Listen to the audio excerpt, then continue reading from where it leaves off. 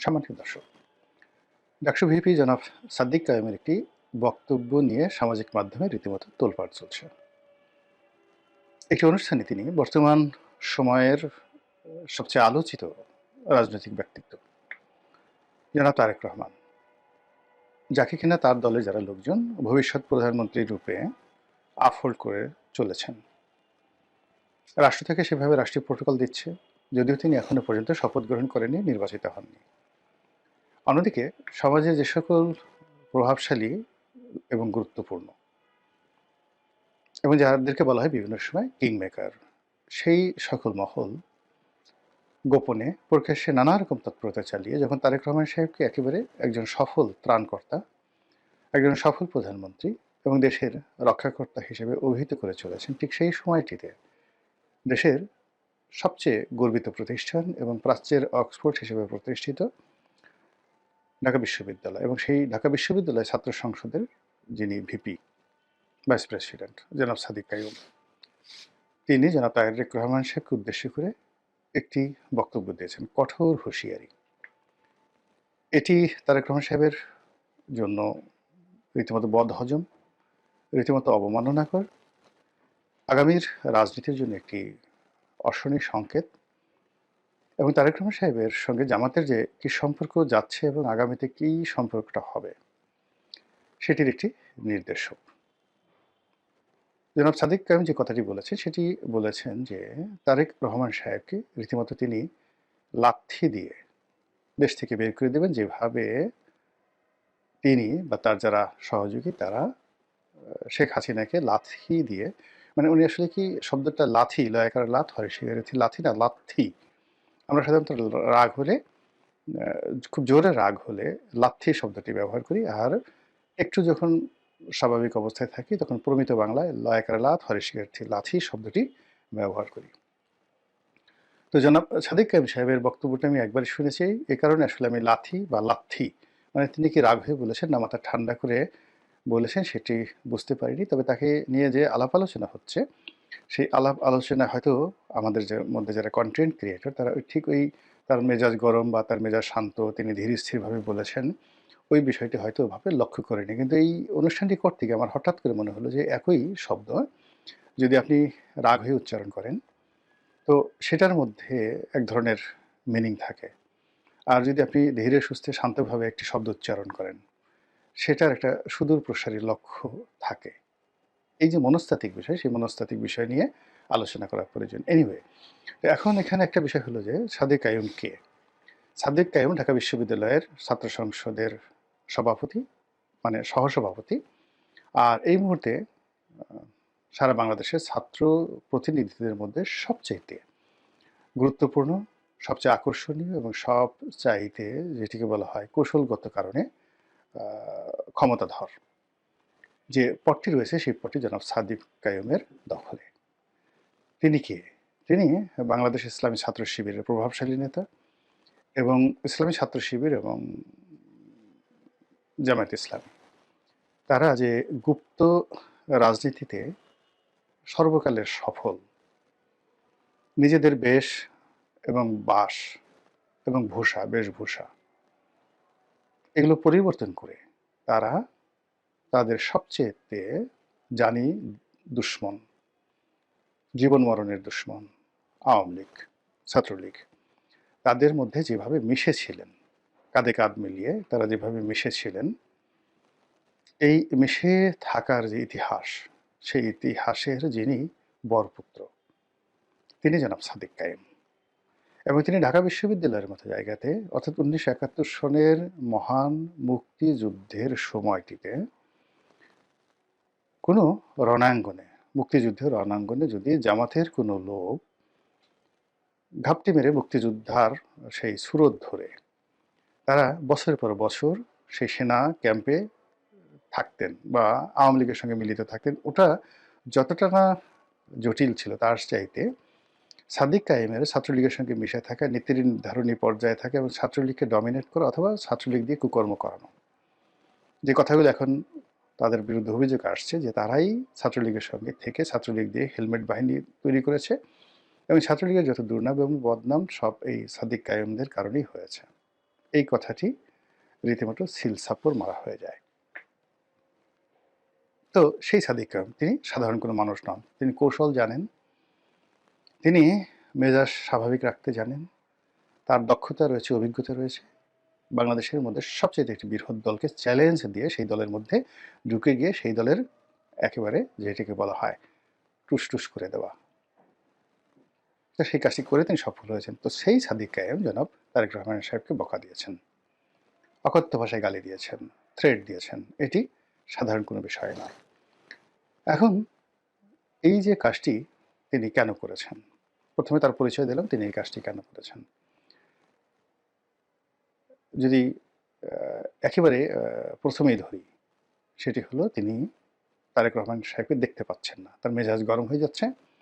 তারেক রহমান সাহেবের আচার আচরণ, চালচলন, কথাবার্তায় তিনি যার পরনাই বিরক্ত। এই জন্য তিনি বলতে পারেন, কিন্তু এই কারণে কি তিনি বলেছেন? সম্ভবত না।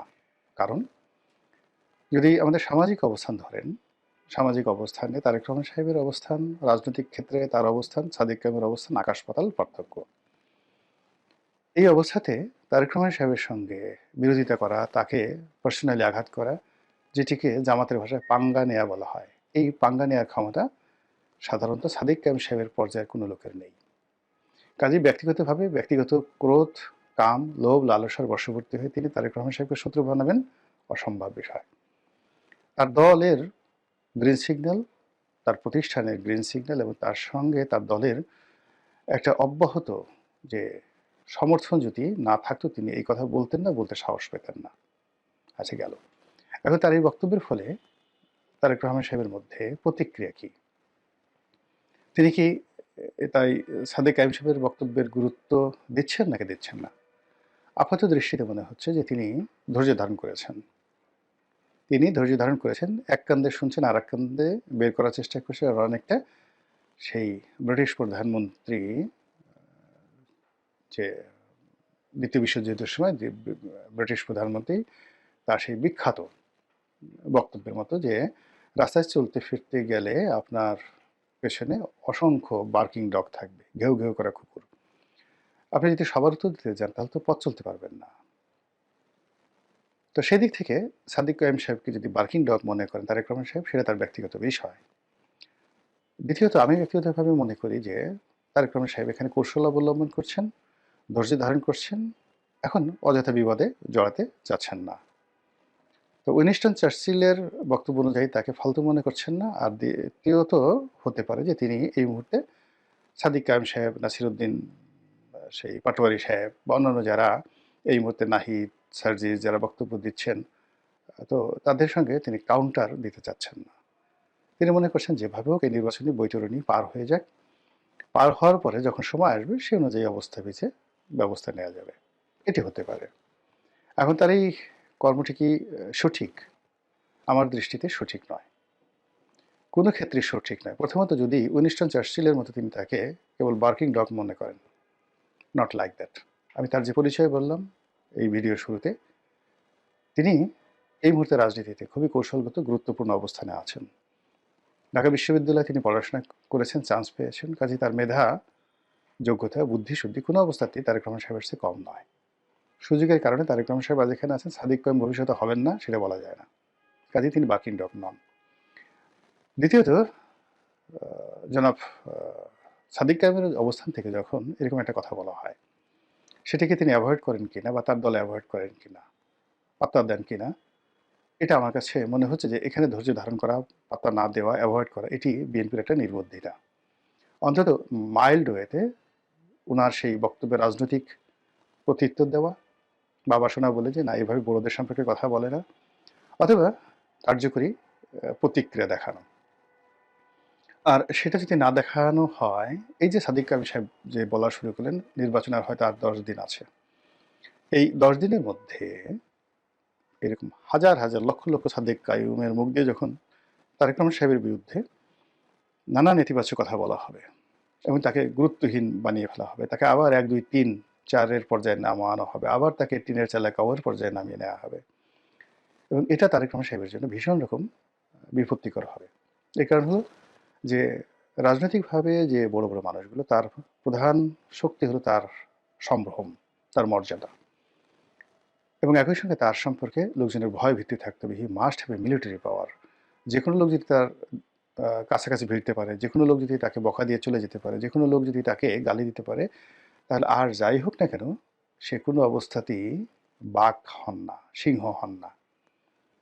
তিনি রাজনীতির ময়দানের একজন অগুরুত্বপূর্ণ ব্যক্তিত্বে রূপান্তরিত হন। তো সেই ক্ষেত্রে এই যে ধৈর্য ধারণ করা হচ্ছে, ধৈর্য ধারণ করতে করতে যখন 10 মুখে, 100 মুখে, 1000 মুখে, 1 লাখ মুখে, 10 লাখ মুখে তারেক রহমান সাহেবকে অকথ্য ভাষায় গালাগাল করা হবে, তার সম্পর্কে সেই এখন জামাতের বিভিন্ন মঞ্চ থেকে তার যে সকল দুর্নাম বদনাম রয়েছে 2001 থেকে 2006, যেগুলো এখন সেই বিএনপির বিভিন্ন যে সকল নেতা রয়েছেন যারা জামাতে যোগদান করেছেন, তারপর বিএনপির যে সকল সহযোগী প্রতিষ্ঠান ছিলেন, রাজনৈতিক সহযোগী প্রতিষ্ঠান ছিলেন, তাদের নেতারা যোগদান করেছেন, তাদের অনেকে অসাধারণ বক্তব্য দিতে পারেন। আমি যেমন রাশেদ প্রধানের বক্তব্য শুনলাম, তারপর জাকপা রাশেদ প্রধান, তারপর মোস্তাফিজুর রহমান ইরানের বক্তব্য শুনলাম, এরপরে মামুনুল হক সাহেবের বক্তব্য শুনলাম। তারা সবাই মানে বিএনপির যে কোনো নেতার চাইতে সুন্দর বক্তব্য দিতে পারেন। তো তারা যেহেতু জামাতের একটা প্ল্যাটফর্ম পেয়ে গেছেন, অডিয়েন্স পেয়ে গেছেন, তো তাদের সেই বক্তব্য দেওয়ার যে ক্ষমতা, এটি যদি বিএনপির পরিবর্তে ইন পার্সন তারেক রহমান সাহেবকে হিট করে বলা হয়, মুড়ির মতো এটা চলতে থাকবে জামাতের মধ্যে। এবং রাশেদ প্রধান যেভাবে তারেক রহমান সাহেবের পালিয়ে যাওয়া, লন্ডনে থাকা, তারপর সেখান থেকে ফিরে আসা, তার হাওয়া ভবন, তার খাম্বা, তারপরে ওই সময়টিতে তার মুসলেকে দেওয়া, এই সকল বিষয় তুলে নিখুঁতভাবে কবিতা রচনা করে যেভাবে জামাতের মঞ্চে উপস্থাপন করেছেন, একই সঙ্গে যদি আরও কিছু গোপন তথ্য বানিয়ে, এটা সত্য মিথ্যা ডাজ নট ম্যাটার, রাজনীতির মধ্যে এটা হয়, মানে ভবিষ্যতে রাশেদ প্রধান, তারপর মোস্তাফিজুর রহমান ইরান, তারা যদি বলতে থাকে, তাহলে জামাতকে বলার মতো বা জামাতের আমিরকে ওইভাবে বলার মতো তাদের ওইরকম ন্যারেটিভ তৈরি করতে হবে, এবং ওই রকম কণ্ঠ, যাদের কণ্ঠ শুনে। এখন হয়তো রুমিন ফারহানা বললে শুনতো, কিন্তু সেই রুমিন ফারহানা তো নেই। তারা নুরুকে, ববি হাজ্জাজ বা পার্থকে এনেছে। এখন পার্থকে দিয়ে তো ওই কথা তারা বলাতে পারবে না, বা বলাতে পারলেও পার্থের কথা এভাবে কেউ এখন শুনবে না।